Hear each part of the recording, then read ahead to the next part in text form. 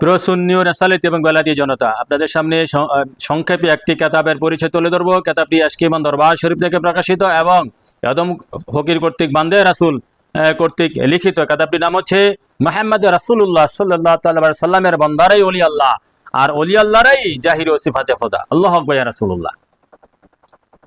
আমার হুজুর পাক নবী সাল্লাল্লাহু আলাইহি সাল্লাম বান্দা যারা হইতে পারছে তারাই সত্যিকারে ওলি আল্লাহ কুতুব।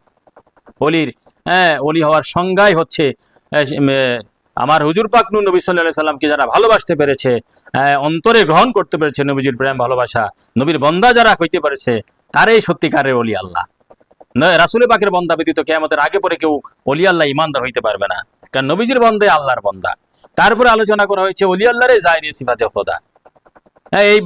এই তথ্যটা বুঝতে অনেকেই বলে যে শিরক শিরক, নাউজুবিল্লাহ মিন যালিক, শিরকের দোহ বোঝে না। শিরকের দোহ তারা সব বোঝে না শিরক মানে কি। আরে শিরক তো হচ্ছে প্রথম শিরক, অনেক প্রকারের আলোচনা আছে শিরক সম্পর্কে। শিরক প্রায় আমি কোরআন হাদিস দিয়ে 10 প্রকারের কমে বড় বড় শিরক পেয়েছি। 1 নম্বর শিরক হচ্ছে কি, আনা খায়রুম মিনহু। শয়তান আদমের মোকাবেলা করেছে আনা খায়রুম মিনহু, এটা বলে সে কাফের হয়েছে, মুশরিক হয়েছে। সেজদা না দাও, অহংকার করা হচ্ছে 1 নম্বর শিরক। তো এখানে ওলি আল্লাহ হচ্ছে সিফাতি ও জাহিরি খোদা, মানে ওলি আল্লাহর হচ্ছে খোদার সিফাত ও খোদার জাত, যদিও কোনো ওলি আল্লাহ খোদা থেকে পৃথক না। ওলি আল্লাহ কেন, কাফেররা তো খোদা থেকে পৃথক না হাকিকতে। আল্লাহু মুহিতুন বিল কাফিরিন, সূরা বাকারা 19 নম্বর আয়াতে আছে।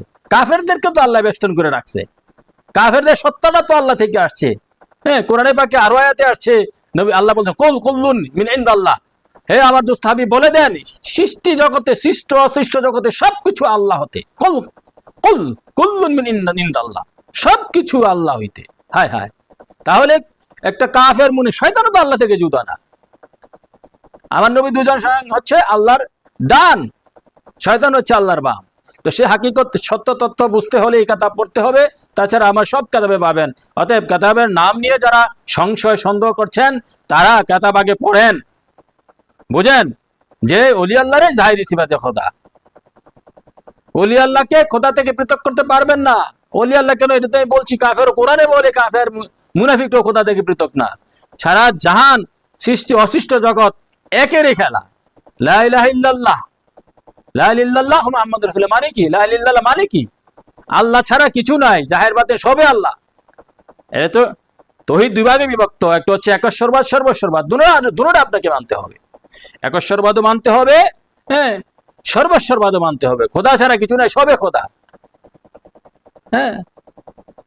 আল্লাহ রাসূল জন্য সেই বই সংগ্রহ করে সেই বইয়ের